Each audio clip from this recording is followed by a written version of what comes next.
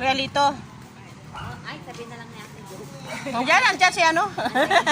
Andiyan si ano? Vlog kay ata tiya. Oo, may bibili ako dyan eh.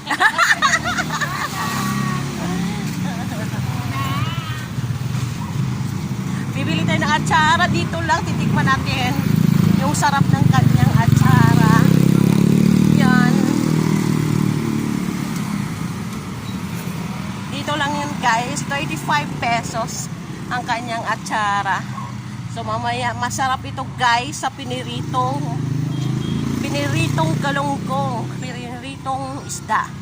Yan. So tara na, bibili tayo ng atsara guys. Yan, so ito, itikman natin yung sarap ng kanilang atsara. Yan ito guys. Bibili ko na to. 35 pesos. Bibili ko na. 35. Akin na tong isa.